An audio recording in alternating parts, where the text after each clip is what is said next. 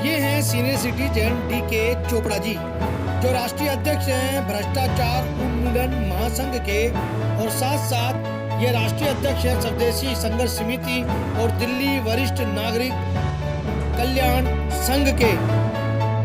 भारत में जिस तरह से किसान आंदोलन चल रहा है उस पर DK चोपड़ा जी ने क्या कहा, साथ साथ इन्होंने ये भी बताया है कि जो महरौली है, दिल्ली की महरौली के अंदर किस तरह से अवैध कब्जा करके रोड पर चलते फिरते रोड, जो ट्रैफिक वाला रोड है, उसके ऊपर अवैध पार्किंग टेम्पो ट्रक करते हैं और कई बार तो रॉन्ग साइड पर भी लेकर आते हैं, जिससे लोगों को जान माल का नुकसान भी हो सकता है। इन्होंने कई शिकायतें भी दी हैं, उन शिकायतों का क्या हुआ, क्या निवारण हुआ, आइए सुनते हैं DK चोपड़ा जी की जुबानी। से ये जो आंदोलन चल रहा है किसानों का, उसमें क्या लग रहा है आपको कहीं ना कहीं भ्रष्टाचार हो रहा है, चाहे सरकार की तरफ से या किसानों की तरफ से? देखिए, जहाँ धुआं होता है वहाँ आग तो होती है।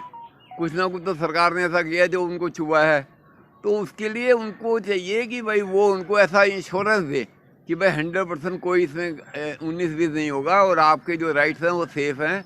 तो उसका तरीका ये है कि MSC के ऊपर वो उनको फिक्स कर दें कि भाई MSP ये रहेगा और MSP से कम जो सामान बेचेगा उसके खिलाफ क्रिमिनल कार्रवाई होगी। उसके लिए स्पीडी कोर्ट बनाया जाए, उसके लिए सेंट्रल गवर्नमेंट जिम्मेदार होगी कोर्ट में अंदर। स्टेट गवर्नमेंट किसी को बुलाने की जरूरत नहीं है, सेंट्रल गवर्नमेंट को बताया जाएगा कि इस स्टेट ने इतने पैसे की MSP की जगह इतने पैसे देने का प्रयास किया है, तो इसके खिलाफ कार्रवाई हो। किंतु इसमें एक समस्या ये होती है हमेशा ही, जब भी हम अनाज की बात करते हैं या फल फ्रूट की बात करते हैं, साइज़ कैसा है, क्वालिटी कैसी है, उसकी गुणवत्ता कितनी है, ड्राई है, वेट है, कैसी चीज़ है, तो उसमें वो नुक्स निकाल के उसकी कीमत को गिरा देते हैं। तो उससे जो है बड़ा मुश्किल हो जाता है ये प्रूव करना कि ये आइटम इतने पैसे की थी या इतने पैसे की थी। तो इसके लिए इनको जैसे पूसा इंस्टीट्यूट है या वो ऐसे इंस्टीट्यूट के अंदर जाके उनको अपने क्वालिटी को चेक करा के उसका एक सर्टिफिकेट लाना चाहिए कि इतनी क्वांटिटी है, इतनी क्वालिटी है, इसका फिर ये रेट होना चाहिए। तो इस तरह से जब तक नहीं होगा, पूरा प्रोसीजर फॉलो नहीं होगा, कुछ होने वाला ही नहीं है। ये तो तुक्केशाही होती है, भाई रिश्वत दे दी तो ये रेट है, नहीं दी तो ये रेट है। तो ये भ्रष्टाचार का एक और नया आयाम खुल जाएगा। और ये जो दूसरी बात ये है, जो प्राइवेटाइजेशन की बात हो रही है, ये अच्छी बात है, इसमें कोई बुरी बात नहीं है। जितने लोग ज़्यादा आएंगे मार्केट में, उतनी ज़्यादा फसल की कीमत अच्छी मिलने की गुंजाइश बनती है। परंतु ये जो प्राइवेट लोग आएंगे, इनको पहले से इनसे अर्नर्स बनी दिया जाए। हर एक जो किसान है उसको कम से कम 25% इनको पैसे दिलवाने चाहिए। जो टोटल फसल का तय होगा उसका 25% वो एडवांस देगा। रिस्क होगा उसी का जो 25% देगा। अगर फसल गल गई, जल गई, कुछ भी हो, वो इंश्योरेंस कराए, कुछ भी करे, वो उसकी प्रॉब्लम है। और बीच में हो सकता है बाद में कोई बीमारी भी लग सकती है फसल को, तो उसका भी जो खर्चा होगा वही देगा, डाढ़ वही देगा। वो उस 25% में नहीं आएगा जो फसल का रेट तय होगा और उसके बीच में होगा। तो इस तरह से अगर कुछ प्रॉपर ढंग से किया जाएगा तो शायद कुछ हो जाएगा। और जहाँ तक बिल वापस देने की बात जो कर रही हैं पार्टियाँ, पॉलिटिकल पार्टी, वो उनका वेस्टेड इंटरेस्ट है। एक आदमी काम कर रहा है, कह रहा है तू क्यों काम कर रहा है, मतलब ये ठीक नहीं है। मैं इसके अगेंस्ट हूँ। कोई भी आदमी काम कर रहा है, उसकी गलतियाँ हो सकती हैं, आप उसमें इम्प्रूवमेंट करा दीजिए। ये क्यों कह रहे हो भाई काम ही नहीं कर सकते आप, जो आपने कर दिया सब अंडू कर दो, इसका मतलब सरकार फेल हो गई। अगर सरकार जो अपना बिल पास करने के बाद भी उसको इन्फोर्स नहीं कर पा रही है, तो इसका मतलब सरकार फेल हो गई है, उसको रिजाइन कर देना चाहिए। तो ये बिल जो बन चुके हैं ये तो विड्रॉ नहीं होंगे।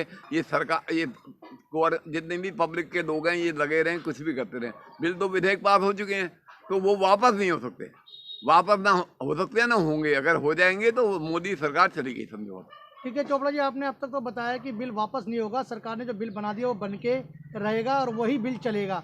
तो क्या किसानों को ये बात समझ क्यों नहीं आ रही, और जिस तरह से ये रोड जाम करके बैठे हैं, क्या देश का इससे हल निकलेगा या नहीं? आप किसान किसको मांग रहे? केजरीवाल किसान है क्या?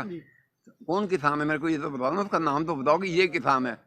केजरीवाल किसान है, वो क्या नाम है, पंजाब का चीफ मिनिस्टर, वो किसान है। कौन किसान है? किसको आप किसान बता रहे हो? पहले तो ये बताओ किसान की डेफिनेशन क्या होती है। अगर ये समर्थन में है तो कोई बात नहीं, समर्थन क्यों करना चाह रहे हैं, किस मुद्दे पे करना चाह रहे हैं? ऐसा क्या क्राइम हो गया जो सेंट्रल गवर्नमेंट ने किया है जिसके लिए केजरीवाल को रोड पे आना पड़ रहा है या किसी और को? जब अध्यादेश बनाया था तब केजरीवाल जी की भी साइन की सहमति बनी होगी कहीं ना कहीं, अमरिंदर सिंह की भी बनी है, तो उसमें अब ये रोष प्रकट क्यों कर रहे हैं, इसको राजनीति रूप क्यों दे रहे हैं? राजनीतिक रूप क्यों दे रहे हैं? मतलब आप समझते नहीं राजनीति का मतलब क्या होता है? कि तू काम नहीं कर सकता, मुझे प्रधानमंत्री बनाओ। सर्वाइवल ऑफ द फिटेस्ट होता है, इसका नियम ये होता है राजनीति में। जो फिट आदमी है वो सर्वाइव कर देगा, दूसरा आदमी को जाना पड़ेगा। तो हर आदमी अपनी तरफ से ट्राई करता है कि मैं खुद चाहता हूँ मेरे को प्रधानमंत्री बनाया जाए, मोदी हटाओ, डीके चोपड़ा को लाओ, तो उसमें क्या बुराई है? हर आदमी चाहता है, देश में डेमोक्रेसी है, तो डेमोक्रेसी में एक को राइट है कि वो अपनी बात कहे और कहे जी मैं सबसे ज़्यादा कैपेबल आदमी हूँ। ये RSS वालों का आपको पता नहीं, शायद एक खेल होता है मैं शिवाजी। उसमें क्या होता है, एक आदमी दूसरे के पीछे भाग रहा होता है, एक बीच में निकलता कहता मैं शिवाजी, तो वो शिवाजी बन जाता है। तो शिवाजी का मतलब लीडर हूँ मैं करूँगा, इस देश का अच्छा कल्याण करूँगा। और क्या लग रहा है आपको, जिस तरह शाहीन बाग चला और देश में इतना नुकसान हुआ, उसी की तर्ज पे ये किसान आंदोलन चल जा रहा है? तो हर आंदोलन ऐसे ही चलने वाला।